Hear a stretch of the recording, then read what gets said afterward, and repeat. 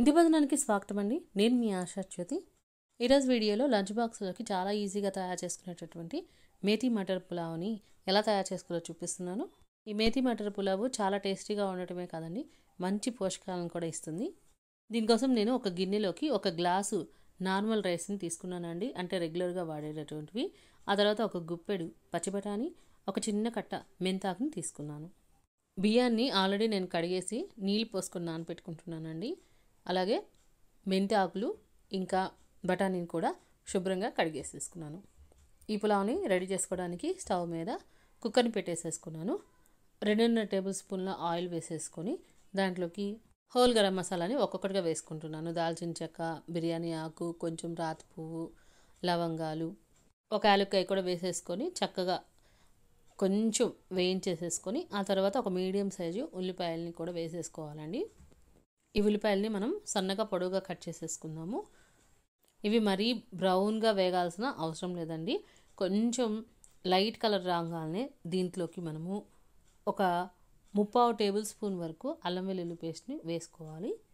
దీన్ని పచ్చివాసన పోయేంత వరకు కూడా మనం వేయించుకోవాలి. ఆ తర్వాత దీంట్లోకి 2 చిన్న సైజు టమాటాలని సన్నగా తరిగి వేసుకోవాలి. ఈ టమాటాలు కూడా బాగా వేగిన తర్వాత మనం తీసుకున్నటువంటి మెంతి ఆకుని చక్కగా వేసి వేగించుకోవాలి.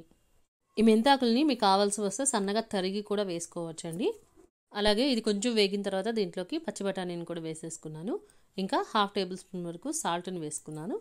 వీటిని వేయించుకునేటప్పుడు స్టవ్ని సన్నని మంట మీద పెట్టుకోవాలి. ఈ మెంతాకు కొంచెం చిరుచేదుగా ఉంటుంది కదా, దీన్ని ఈ విధంగా వేయించుకోవటం వల్ల ఆ చిరుచేదు కూడా లేకుండా పోతుంది. ఇప్పుడు మనం నానబెట్టుకున్నటువంటి బియ్యాన్ని నీటితో సహా వేసేసుకుంటున్నాను. అలాగే ఇంకొక గ్లాస్ నీళ్ళు కూడా పోసుకుంటున్నాను. అంటే ఒక గ్లాస్కి 2 గ్లాసుల నీళ్ళు పోసుకుంటున్నాను. ఇప్పుడు దీంట్లో 1/2 టేబుల్ స్పూన్ ధనియాల పొడి, 1/4 టేబుల్ స్పూన్ గరం మసాలా కూడా వేసి ఒకసారి కలిగి పెట్టేసేసి సన్నగా తరిగినటువంటి కొత్తిమీరని కూడా వేసుకోవాలి.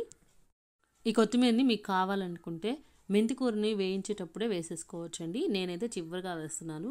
ఇప్పుడు అన్నిటినీ ఒకసారి కలిగి పెట్టేసేసి చివరిగా టేస్ట్ని చెక్ చేసుకోవాలండి. ఒకవేళ మీకు సాల్ట్ కనుక తక్కువైనట్లయితే ఈ టైంలో మనం అడ్జస్ట్ చేసేసుకోవచ్చు. తర్వాత కుక్కర్ మూత పెట్టేసేసుకొని 3 విజిల్స్ రానిచ్చుకుంటే మనకి మేథీ రైస్ అనేది రెడీ అయిపోతుంది.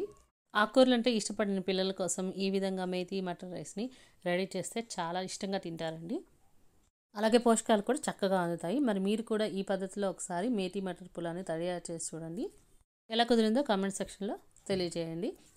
ఈ వీడియో కనుక మీకు నచ్చినట్లయితే తప్పకుండా ఇంటి భోజనం ఛానల్ని సబ్స్క్రైబ్ చేసుకోండి.